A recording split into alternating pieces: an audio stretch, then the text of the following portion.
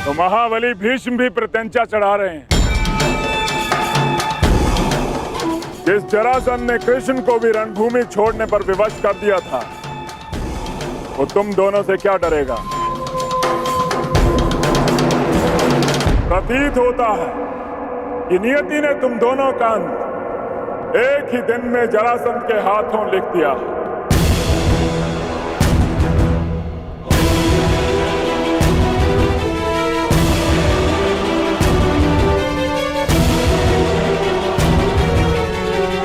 आप इस युद्ध में भाग नहीं लेंगे। मूर्खता मत करो कर्ण। यदि मैंने तुम्हारी सहायता नहीं की तो तुम जरासंध के समक्ष एक पल नहीं टिक पाओगे।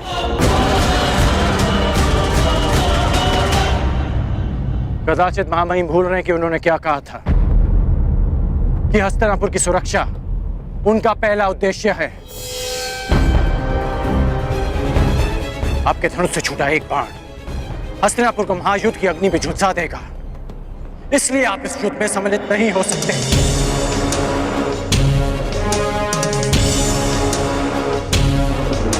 ये युद्ध अंगराज और मगधराज के मध्य है।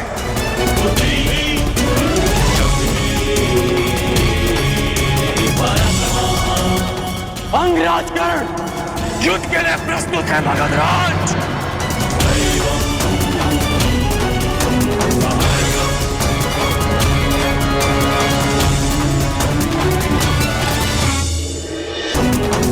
अंगराज कर्ण युद्ध के लिए प्रस्तुत है। मगधराज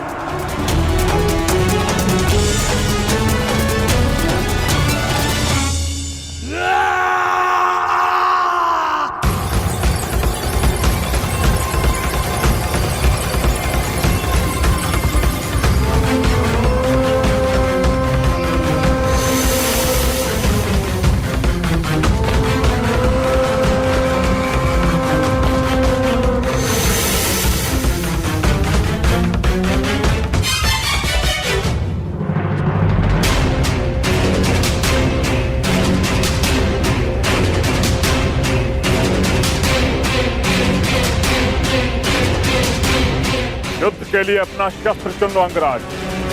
मैं अंक का वासी हूं और आप मगध के। इस नाते आप हमारे अतिथि हुए, इसलिए मैं आपको अवसर देता कि जिस विद्या में आप निपुण हैं उसका प्रयोग आप कर सकते हैं।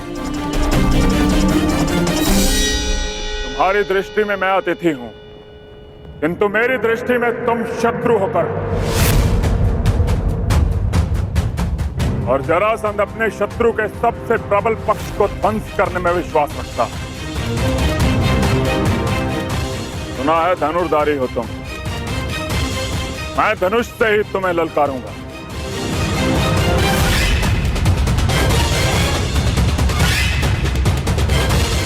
कैसी आपकी इच्छा।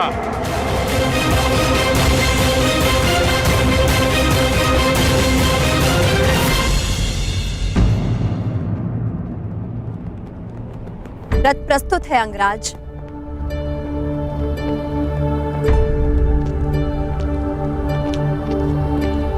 भीष्म, ललकारा अंगराज ने है, किंतु संधि हस्तिनापुर ने भंग की है। इसलिए यद्यपि हस्तिनापुर युद्ध में सम्मिलित नहीं है, किंतु युद्ध की विभीषिका उसे झेलनी होगी। जरासंध का क्रोध केवल कर्ण के अंत से शांत होने वाला नहीं है, इसकी आंच हस्तिनापुर तक अवश्य पहुंचेगी। इस युद्ध से पूर्व दो बातें जानना तुम्हारे लिए आवश्यक है मगध नरेश। प्रथम, हस्तिनापुर के शांति प्रयास को उसकी निर्बलता मत समझना, और मेरे मौन को मेरी दुर्बलता मत समझना। हस्तिनापुर की भीति और भीष्म के बाणों का बल अब भी वही है। दूसरी बात, यदि भीष्म ने तुम्हारा बल देखा है तो कर्ण का कौशल भी। इस योद्धा को बालक समझना तुम्हारे जीवन की बहुत बड़ी भूल सिद्ध होगी। कदाचित ये युद्ध तुम्हारी प्रथम पराजय लेकर आए, या कदाचित तुम्हारे लिए दुर्गम विजय पथ।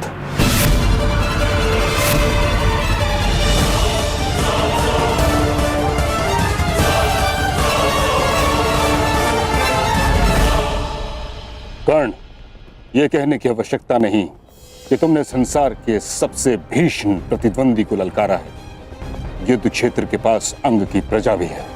विध्वंसक अस्त्र का प्रयोग उनको संकट में डाल सकता है जिनके लिए तुम युद्ध करने जा रहे हो। जरासंध की शक्ति उसकी आक्रामकता में है। उसे अवसर मत देना कि वो तुम पर वार कर सके।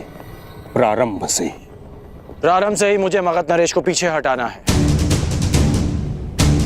पहले उनकी युद्ध नीति को समझना है और फिर उसे चूर चूर करना है।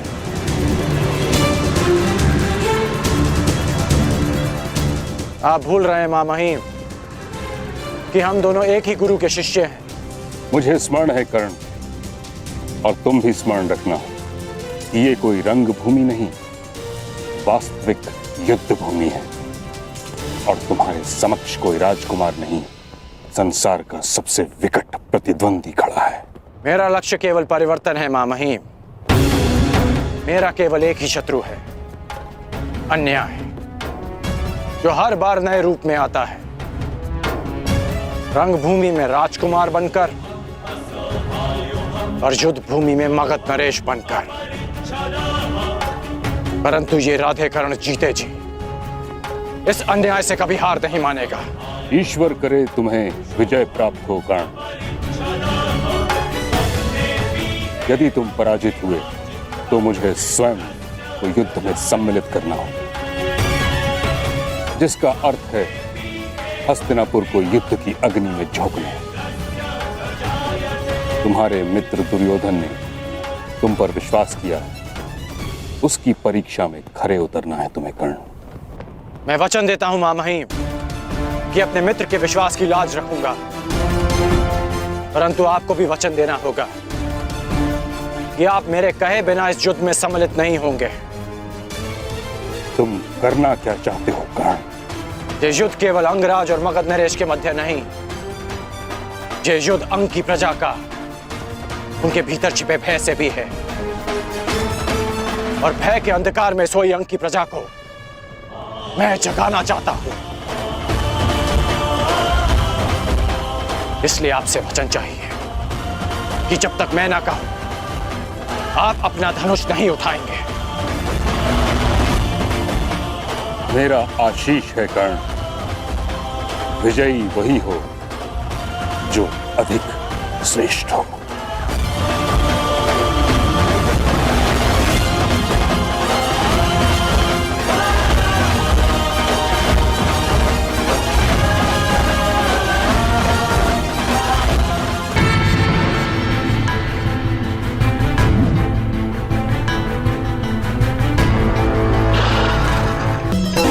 तूने जरासंध को नहीं, आज एक चींटी ने गज को ललकारा है कर्ण, गजराज को। तो आज सिद्ध हो जाएगा कि यदि एक चींटी भी अन्याय के प्रतिकार पर उतर आए तो वो एक गज को भी पराजित कर सकती है। जरासंध आक्रामक हो रहा है, अवसर मिलते ही दिव्यास्त्र संधान करेगा। कर्ण, अपनी पूरी शक्ति लगा दो। एक बार जरासंध के क्रोध का ज्वर उठा तो उसका सामना नहीं कर पाओगे तुम। बहुत हुआ अंगराज, बहुत देख लिया बच्चे का खेल। अब तुम्हारा खेल मैं समाप्त कर दूंगा।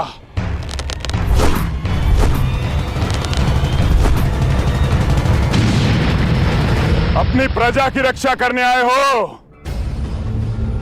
देखो अंगवासियों, ये तुम्हारी रक्षा करने आया है। अरे जो अपने अनुज की रक्षा ना कर सका, वो तुम सहस्त्र अंगवासियों की रक्षा क्या करेगा? नहीं कर्ण, क्रोधित मत हो। क्रोध में आओगे तो एकाग्रता खो दोगे। क्रोध करने की भूल मत करना। नहीं महामहिम, कर्ण को उकसाने की भूल तो मगध नरेश कर रहे हैं। कर्ण की सबसे बड़ी शक्ति उसका क्रोध ही है।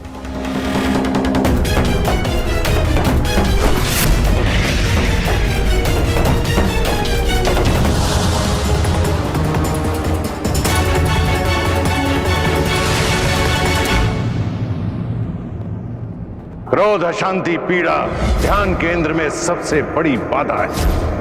अपने क्रोध को, अपनी अशांति को, अपनी पीड़ा को शस्त्र बनाकर इसका उपयोग करो। कौन उपयोग करो?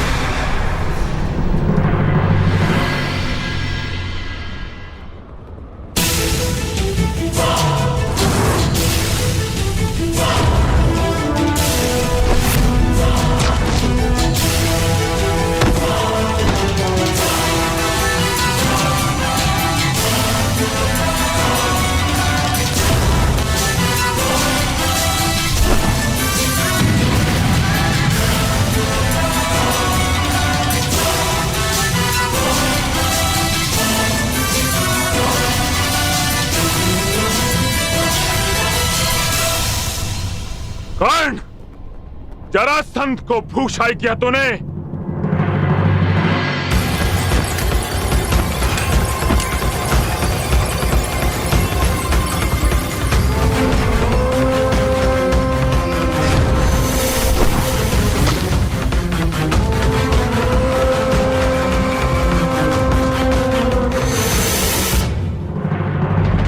बस इतना ही बल है तुम्हारे बाणों में कर्ण।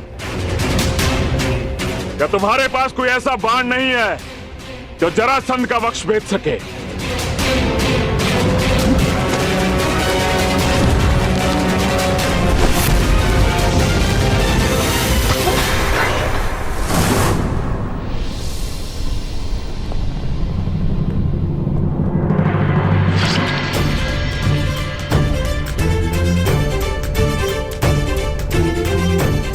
परिचय मिल गया मगध नरेश, उस बाण का जो तुम्हारी छाती भेद सकता है, और उस धनुर्धारी का जो तुम्हें पराजित कर सकता है। जरासंध का रक्त बहाया तूने कर्ण। अभी संग प्रदेश की प्यास तुम्हारे रक्त से बुझेगी।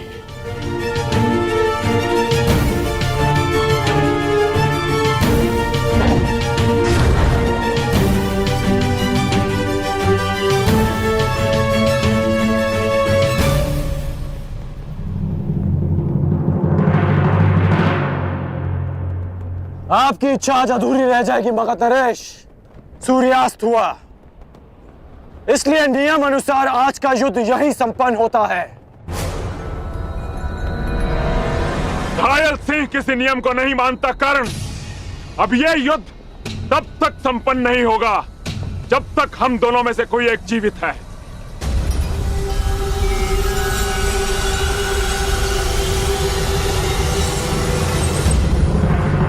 अब बाहुबल का परिचय दो कर्ण।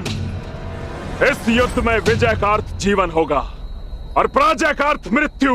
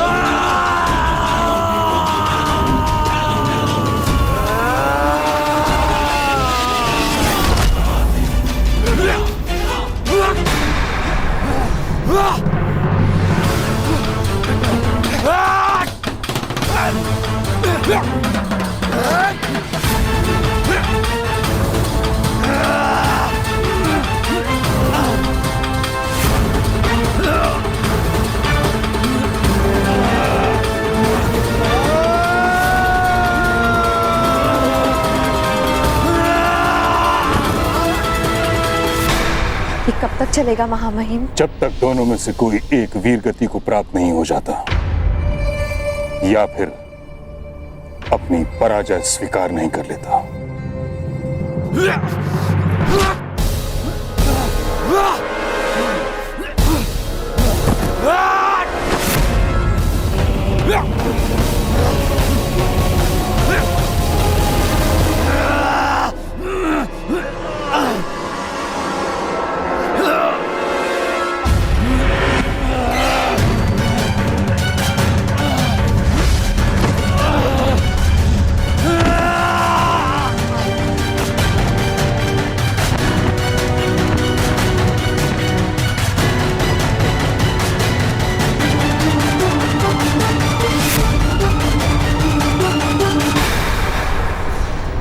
क्या हुआ अंगराज?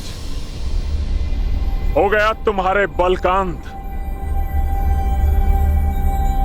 नहीं मगधराज, अभी तो प्रारंभ हुआ है।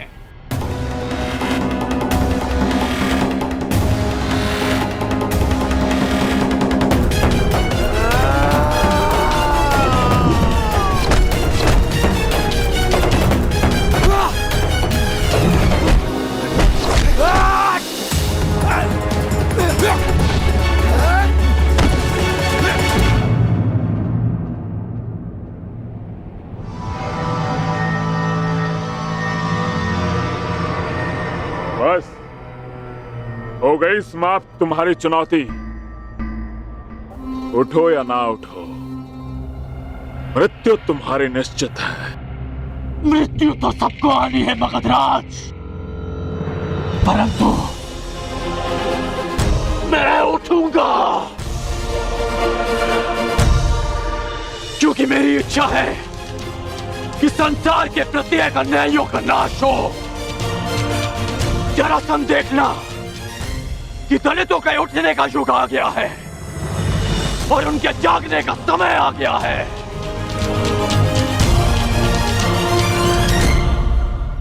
सूर्य की किरणें प्रस्तुत हैं और राधे कर्ण भी। आगे बढ़ो।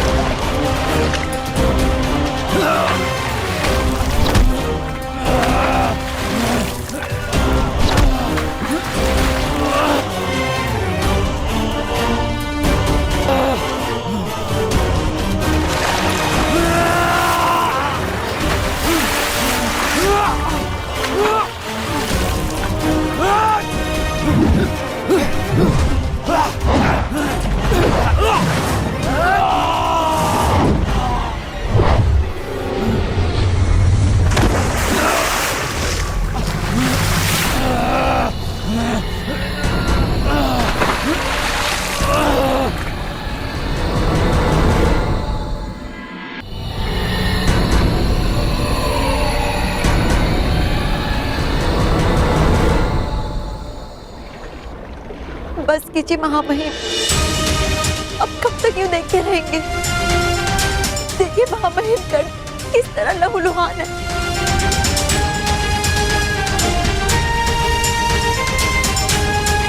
महामहिम, आपको हस्तक्षेप करना होगा।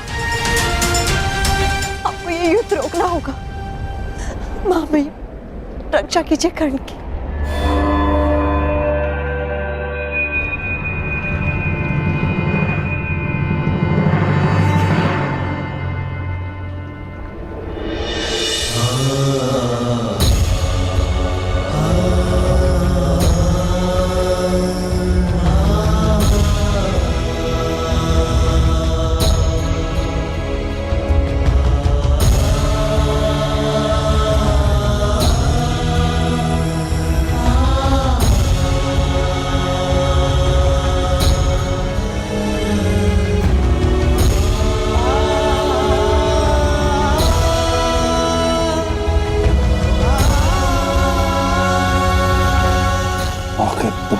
मंशा क्या है कर्ण? मारो अग्रराज, प्रहार करो, मेरे लिए प्रहार करो, मेरे लिए प्रहार करो अग्रराज, मेरे लिए। अंगराज, तुमने मेरे पुत्र की हत्या के प्रतिकार का वचन दिया है। उठो, प्रहार करो मेरे पुत्र के लिए, उठो। प्रहार करो कर्ण, अंग के लिए प्रहार करो। प्रहार करो, प्रहार करो, प्रहार करो।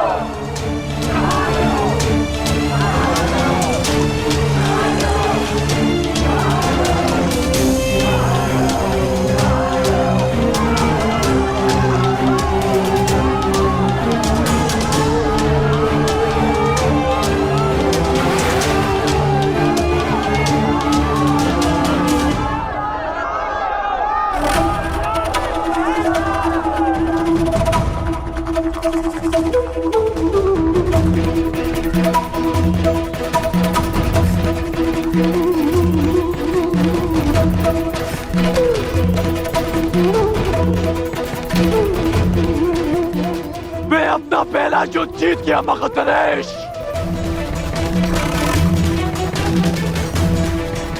क्योंकि मेरी प्रजा अपने भेष से विजय हुई। अब तुम्हारी बारी है। जब कभी भी पराजय सामने खड़ी हो तो स्मरण रखना कि तुम्हें स्वयं के लिए नहीं, अपनी माता के लिए विजय करनी है, अपने कुल के उत्थान के लिए जीतना है, समाज के परिवर्तन के लिए जीतना है।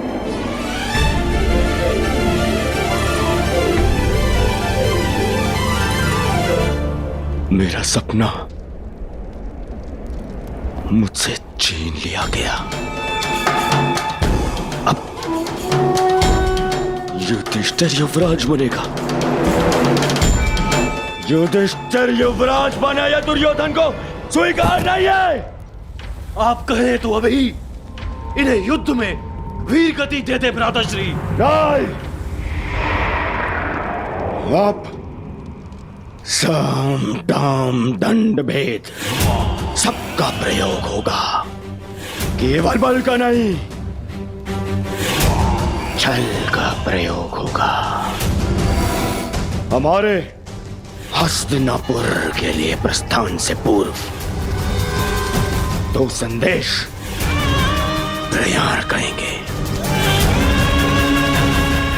पहला, मामा शकुनी को, जिसके छल पर मुझे पूर्ण विश्वास है, और दूसरा उसको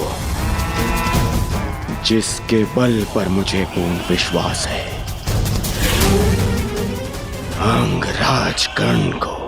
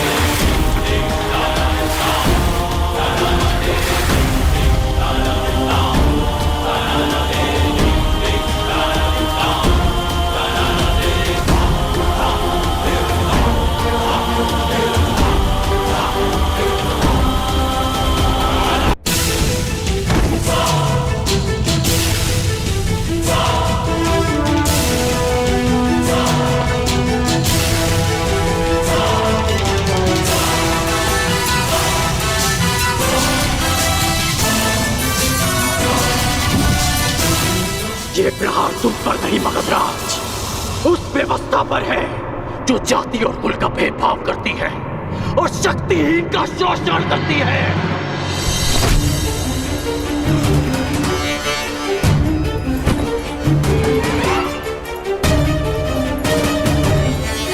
ये प्रहार उस अन्याय पर है जो एक वीर को धनुष उठाने की अनुमति नहीं देती, क्योंकि वो एक सूत पुत्र है।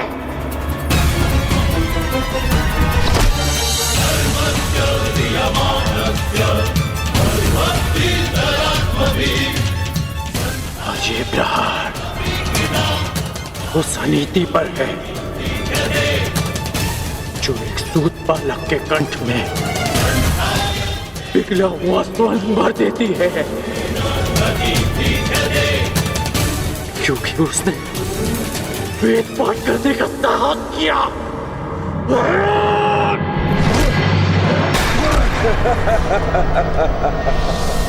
तुम विजय नहीं हो सकते कर्ण, क्योंकि पराजय मैंने स्वीकार नहीं की और वध तुम मेरा कर नहीं सकते।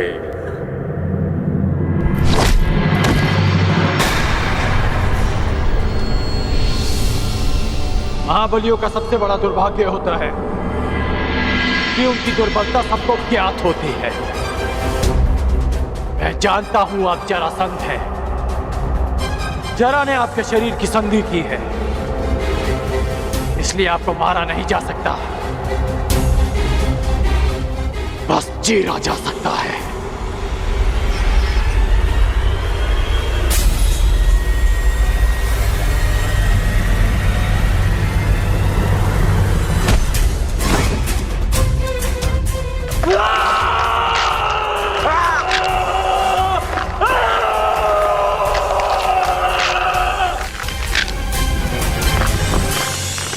रुक जाओ कर्ण,